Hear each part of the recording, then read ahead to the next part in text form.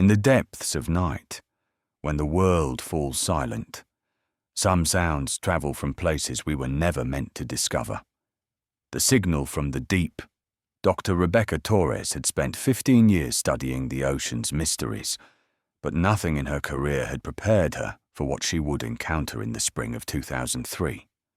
As the lead acoustics specialist aboard the research submarine Challenger Deep, she had recorded whale songs, mapped underwater volcanic activity, and documented sounds that science was only beginning to understand.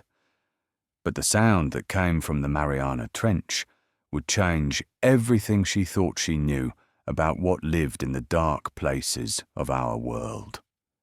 It was 2:47 a.m. when the hydrophones first picked it up.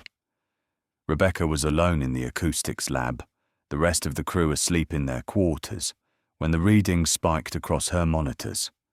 At first, she thought it was equipment malfunction. The sound was too structured, too precise to be natural. But as she listened through her headphones, her blood ran cold. It wasn't whale song, it wasn't geological activity, it wasn't the groan of shifting tectonic plates or the crack of underwater ice. This was something else entirely, a low, rhythmic pulsing that seemed to vibrate through the submarine's hull and into her bones. It repeated with mechanical precision, a series of tones that rose and fell in mathematical patterns, followed by exactly 73 seconds of silence, then beginning again. Rebecca's hands trembled as she adjusted the frequencies, trying to isolate the source. The sound was coming from directly below them, from the deepest part of the Mariana Trench, nearly 7 miles beneath the surface. From a place where the pressure should crush any known form of life, where no light had penetrated since the Earth was formed. Something was calling out with deliberate, purposeful intention. She woke the captain immediately. Commander James Walsh had 30 years of naval experience, and Rebecca had never seen fear in his eyes until that moment when he listened to the recording through the lab speakers. The sound filled the small room, and both of them felt it in their chests, in their teeth, in the deepest parts of their minds where primal instincts lived. "How long has this been transmitting?" Walsh asked, his voice barely above a whisper. "I don't know," Rebecca replied. "But sir, there's something else. I've been monitoring it for the last hour. It's getting louder. Not because we're moving closer to the source, because the source is moving closer to us. It's rising." Over the next 3 days, the entire crew became obsessed with the sound. They nicknamed it the caller, though no one could say exactly what it was calling to or why. Rebecca worked around the clock, analysing every aspect of the transmission. The patterns were complex, layered with harmonics and sub-frequencies that seemed to carry information, though in no language or code humanity had ever devised. What disturbed her most was the mathematical precision.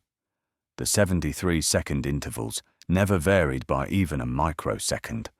The tonal patterns repeated with atomic accuracy. This wasn't random. This wasn't nature creating coincidental sounds. This was communication, structured and intentional, broadcast from something with intelligence far beyond any ocean creature science had ever documented. What disturbed her most was the mathematical precision. The 73-second intervals never varied by even a microsecond. The tonal patterns repeated with atomic accuracy. This wasn't random. This wasn't nature creating coincidental sounds. This was communication, structured and intentional, broadcast from something with intelligence far beyond any ocean creature science had ever documented. Rebecca noticed that she had begun drawing strange symbols in her notebook during her off hours, geometric patterns that hurt to look at, that seemed to twist and shift on the page, even though the ink was dry.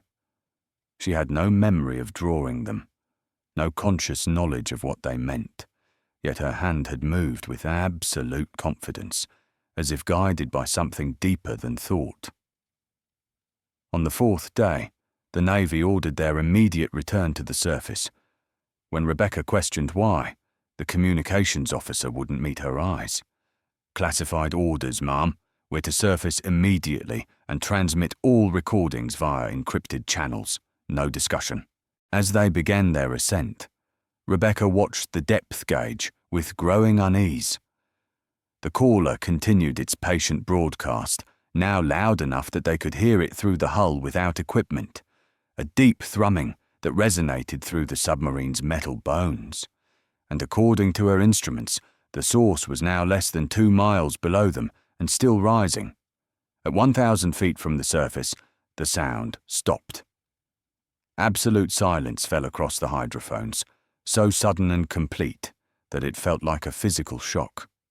Rebecca stared at her monitors, which now showed nothing but flat lines and empty frequencies. Whatever had been calling from the deep had gone silent. But she knew, with a certainty that bypassed logic and spoke to something primal in her hindbrain, that the silence was worse than the sound had been. The caller hadn't stopped transmitting. It had stopped needing to call. Because something had answered. The Challenger. Deep reached the surface at dawn. Rebecca stood on deck, breathing fresh air for the first time in 2 weeks, but she couldn't shake the feeling that something had fundamentally changed. The ocean stretched endlessly around them, beautiful and serene in the early morning light, but she no longer saw it as the familiar waters she had studied for her entire career. Now it seemed like a thin veil covering something vast and unknowable, something that had been waiting in the deep since before humanity took its first steps on land. When they reached port, men in unmarked suits were waiting. They confiscated all the recordings, all of Rebecca's notes, every piece of data the submarine had collected.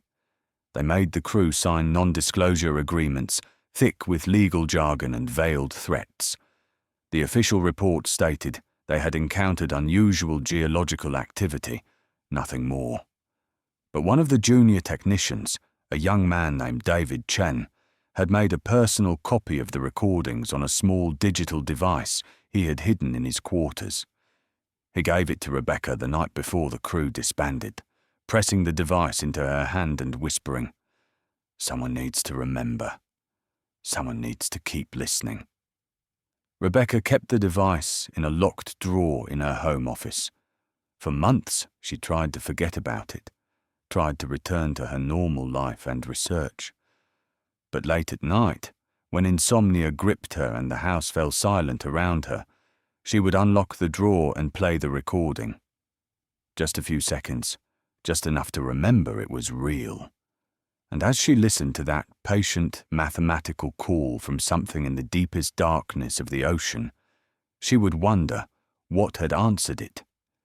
She would wonder if it had been answered from the depths or from somewhere else entirely. From the sky, perhaps, or from some dimension perpendicular to our own that we lack the senses to perceive. Rebecca never went back to sea. She took a teaching position at a university in Colorado, as far from the ocean as she could get while remaining on the same continent. But distance provided no comfort. Because now, 15 years later, she has begun to hear it again. Not through equipment or recordings, but in her dreams.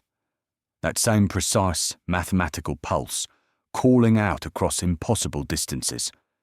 And what terrifies her most is that the intervals have changed. No longer 73 seconds, but 37. The caller is transmitting faster now, more urgently, as if whatever vast and patient intelligence dwells in the deep has moved from calling to preparing. Preparing for what? Rebecca doesn't know, and doesn't want to imagine.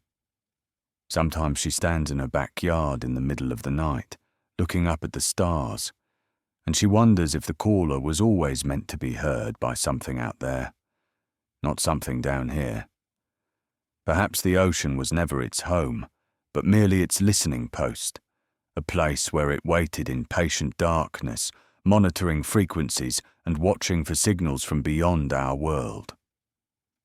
As you close your eyes tonight, remember that our oceans cover more than 70% of Earth's surface, reaching depths we have barely begun to explore. And in that crushing darkness, things may dwell that have been calling and listening since long before we evolved the ears to hear them.